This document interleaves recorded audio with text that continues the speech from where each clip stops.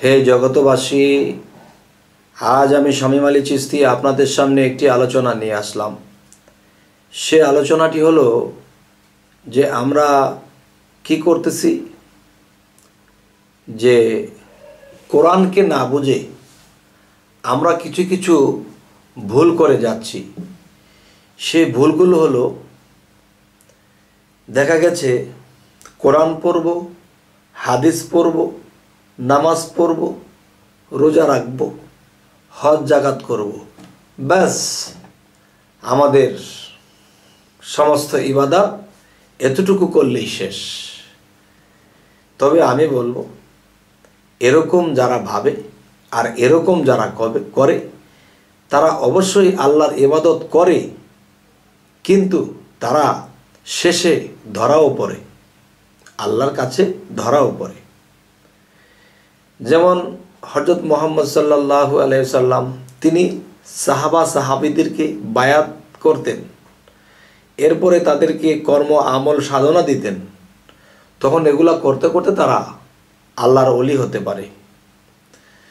তবে আমি গ্যারান্টি দিয়ে বলবো, কেউ যদি সারা জীবন গ্রন্থ পড়ে, হাদিস পড়ে, কোরআন পড়ে, ইঞ্জিল পড়ে, সমস্ত গ্রন্থ যদি সে পড়ে, কখনো সে আল্লাহকে পাবে না। আল্লাহকে আর দেখার বা আল্লাহ যে কখনো বন্ধু বলে ডাকবে, এই নসিব আর হবে না।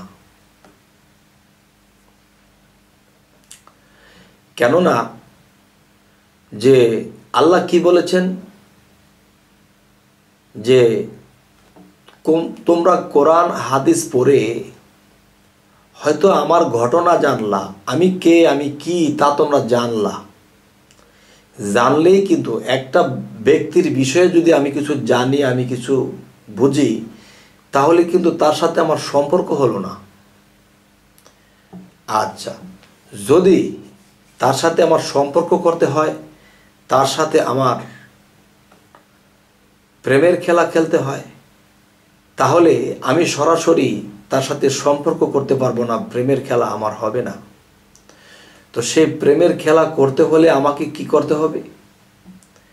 আমাকে যেটি করতে হবে, যে আল্লাহর সাথে কার সম্পর্ক আছে এই পৃথিবীতে, আমি তার সাথে সম্পর্ক করব।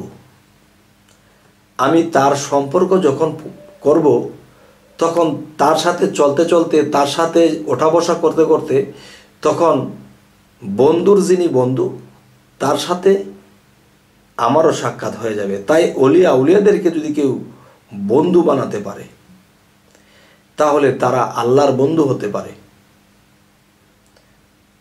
যে আমি আল্লাহকে পাবো, আল্লাহর সাথে কথা বলবো, সম্পর্ক করবো, এটা আমার পক্ষে সম্ভব নয়।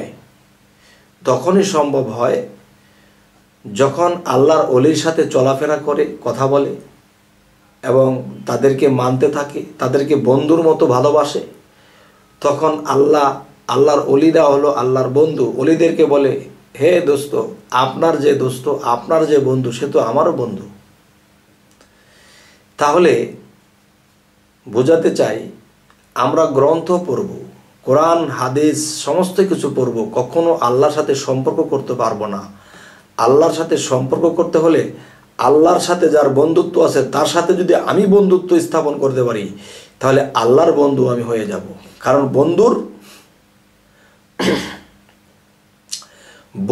বন্ধুই কিন্তু বন্ধুই হয়। তাই বলা হয়েছে যে আমার চাচাগুরু একটি জায়গাতে বলে গেছে যে মানুষ ছাড়া তোমরা কখনোই আল্লাহ পাবা না। যদি আল্লাহকে চাও, আল্লাহকে যদি পেতে চাও, তাহলে মানুষের সঙ্গ ধরো। সেই কথাটি হলো, মানুষ থুয়া খোদা ভজ, এই মন্ত্রণা কে দিয়াছে? মানুষ ভজ, কোরআন খোঁজো, পাতায় পাতায় সাক্ষী আছে। খোদাই নেহি ছায়া কায়া, স্বরূপে ধরেছে মায়া, রূপে মিশে রূপের ছায়া, ফুল কলি ছয় প্রেমের গাছে। আরব দেশে মক্কার ঘর, মদিনায় রাসূলের কব্বর, বাইতুল্লাহ শূন্যের পাথর, মানুষে সব করিয়াছে। মানুষে করেছে কর্ম, কত পাপ আর কত ধর্ম, বুঝিতে সেই নিঘুর মর্ম, মন মহাজন মধ্যে আছে।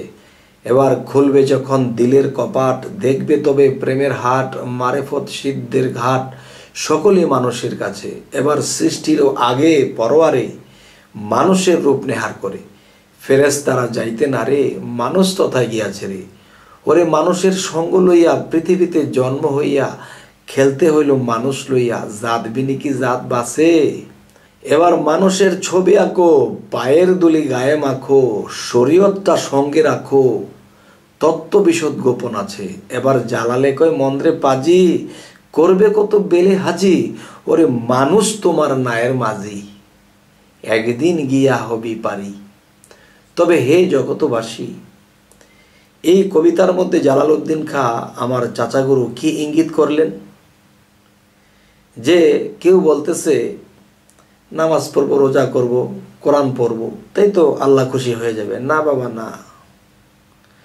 যে কোরআনটা কেন পড়তেছি? আল্লাহ সম্পর্কে জানতে, নবী সম্পর্কে জানতে, সৃষ্টি সম্বন্ধে জানতে, এবং আল্লাহ কি বলেছে তা মানতে। শুধু পড়লেই হবে না। আমি প্র্যাকটিশন এনেছি ধানমন্ডি এলাকা থেকে, 2500 টাকা ভিজিট দিয়ে আমি ডাক্তারকে দেখে একটা প্র্যাকটিশন আনছি। এই প্র্যাকটিশনের মধ্যে লেখা আছে যে এই ওষুধটা এভাবে খাবে, এটা ঘুমের আগে, এটা ঘুমের পরে, এটা খাওয়ার পরে, এটা খালি পেটে, এরকম। তাহলে আমি টাইম এনে এটা পড়তেছি, এটা খাওয়া খালি পেটে, এটা ভরা পেটে, এটা ঘুমের আগে, এই সেই পড়তেছি। জীবনে কখনো ওষুধ খেলাম না।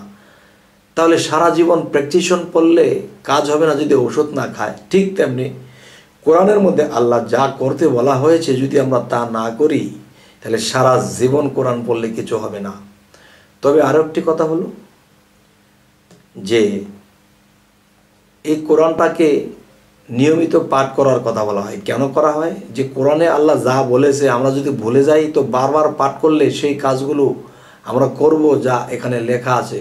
তো এখন আরবিতে আছে, বাংলায় জন্ম নিয়েছি, এখন আরবিতে লেখা আছে।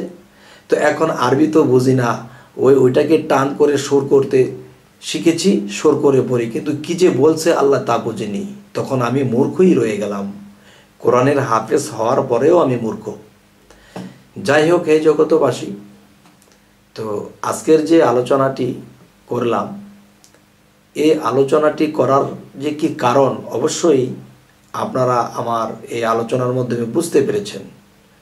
তবে যাই হোক, আমাদের এই আলোচনা যদি আপনারা আরও পেতে চান তো অবশ্যই সাবস্ক্রাইব করুন, পরবর্তীতে আমাদের এই আলোচনাগুলো পেয়ে যাবেন।